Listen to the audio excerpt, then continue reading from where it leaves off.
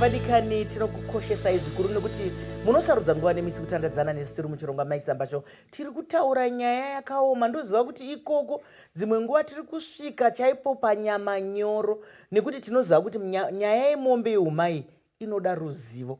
Kana muchinge musina ruzivo, tsvakiridzai, bvunzai vakuru vekwenyu, nekuti zvatambotaura pachikamu chekutanga zviya kuti musaite zvekungobvunza kuti mwana wangu ari kuroorwa nhasi, tipeiwo listi yamakashandisa imi, kweimi munodini. Zvinhu izvi zviga zvine nzvimbo nenzvimbo. Touya pamuri Samaita, tichiri kuenderera mberi nenyaya yeumai. Muri kuti pane pamwe pamusina kuti de? Tataura zvekuti patati mombe yeumai ndiyo mbereko.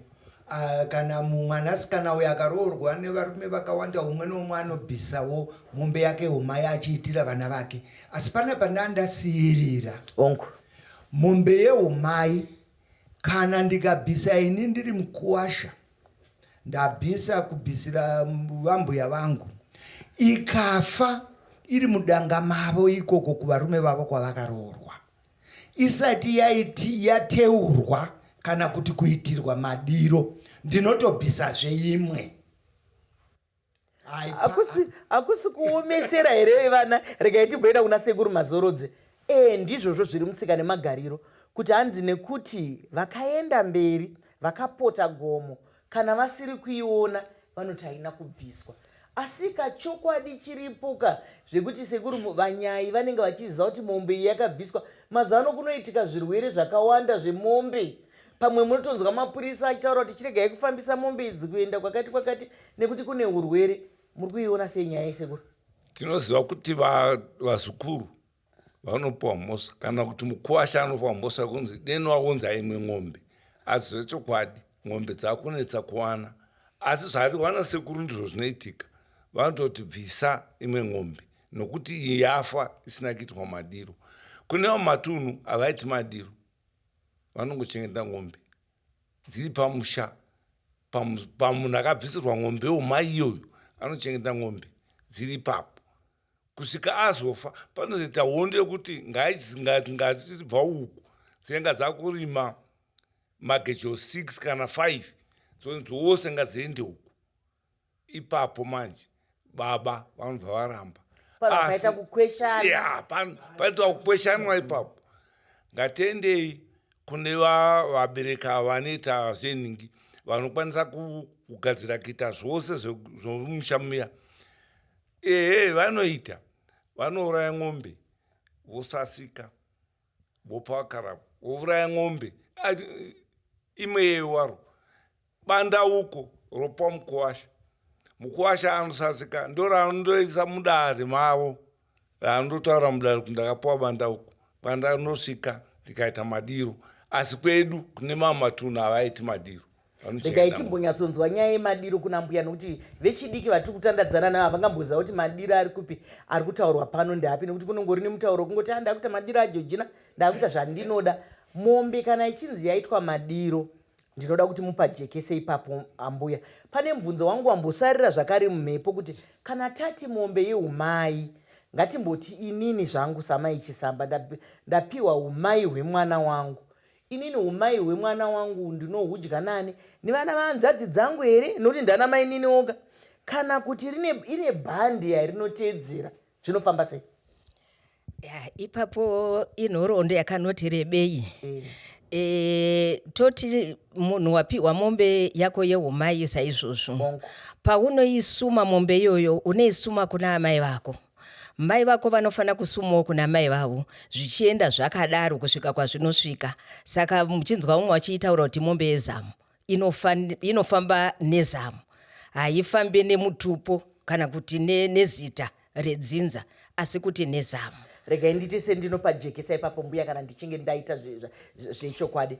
Imimi muri kutaura kuti inini ndikapiwa mombe yeumai, inini ndiri mukunda tsikirai, ndozvarwa kwatsikirai, handigone kuiti ndeyedu nevana vanzvadzi dzangu vane zita rimwe chete neni rekuti tsikirai, asi inoenda nebhandi redu kuti vakoma vangu vekwana mai guru, vana mai vedu, ukama hwedu hwekwana mai ndo varidzi vemombe iyoyo. Ndizvo here mbuya?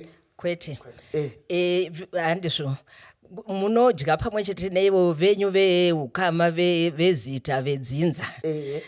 Pandandinoda kutsanangura ndepekuti kana tomboti imimi hamuchisipo, hamuchisina mukoma kana munin'ina wenyu wamakayamwa naye pamwe chete kwatsikirai uku, asi mune mukoma mukoma waamai kana kuti wokwamai guru vangu. Mwana wenyu mimi akuroorwa, muzukuru mwana wehanzvadzi yenyu uyu kwatsikirai haagoni kurerera mombe iyoyo nekuti munenge makasiyana kuna amai. Uyu ari kuti mai vangu chakati, imi muri kuti mai vangu chakati, asi mutupo wenyu mese muri tembo, mese musenemi enyu imwe chete. Saka pakunorerera apa ndo pasingaite. Asi kuri kwekunzi wapiwa mombe yako uri mupenyu, warerera mombe dzako, danga rako zvese madiro zvaitwa riripo, mwana wehanzvadzi ndiye anonzi anotarisa danga iroro. Ivo mainini ava vapiwa danga iri havatakure danga iroro vachienda naro kumusha kwavo, nekuti tiri kuona vamwe vari kubva vatotora mombe idzodzo kuenda kumusha kwake kwaakaroorwa. Saka rinogara mumusha imomo mamakaroorwa mukoma, kochisarudzwa mwana mumusha imomo anonzi iwewe ndiwe uchave mufudzi wemombe dzedu.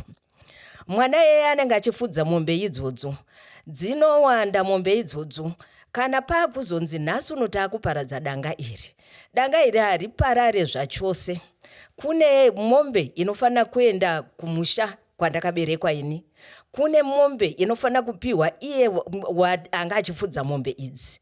Nekuti kana takatarisa mwanasikana anonzi mubatanidzi wemhuri, mhuri nhatu dzinobatanzwa nemwanasikana, kwaakazvarwa, kwaakaroorwa nekwaakaroorwa mwana wake. Saka mombe idzodzo dzinofanira kugara mumusha maari kunzi mai nhingi, hadziende kumusha kwaakaberekwa, nekuti kana yaakuenda kumusha kwaakaberekwa haichanomira fanika semombe yeumai. Mombe yeumai inogara mumusha mandakaroorwa.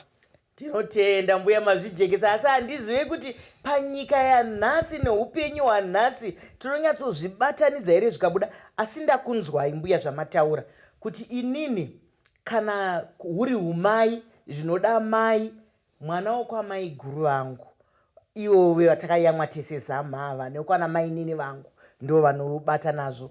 Mombe yemadiro inourayiwa kana yabereka. Bhuti ndoda kuti mubvatsanangura ipapo usamaita kuti kana yawo chinonzi madiro inourayirweiko? Regai nditange ndati jekesei ndoona kunge zvinosiyana pamutunhu nemutunhu ongo pakutaura kwaita mbuya ongo kuti mwana wokwamai guru venyu anogona kutora mombe idzodzo.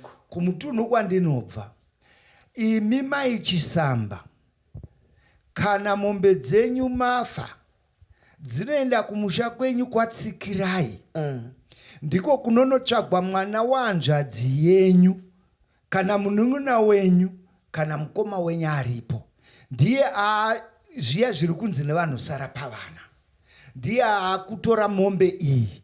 Kwekupedzisira kwemombe idzi inozofanira kuti ivo vanasekuru vemwana akabvisirwa mombe, vazukuru venyu vana vahanzvadzi dzenyu imi, panowana mumba madzinoiswa anonorodzwa nadzo, ndo mwanasikana anozvarwa mumba imomo ndiye achava mai vemukuwasha uyu. Mumba memukuwasha uyu mukaita zvinonetsa zvokwambuya zvinoda kuti amai vapfugame kuchikuva, imomo ana amai vakaroorwa nemombe idzi ndiye anouya oenda kuchikuva. Mashoko makukuta akanaka etsanangudzo. Asodiwa tariri, regai titandadza nezvakare muchikamu chinoteera. Muri kuona kuti matunhu nematunhu ane zvaanokoshesa, ano zvaanoeresa. Ngatisanganei zvakare.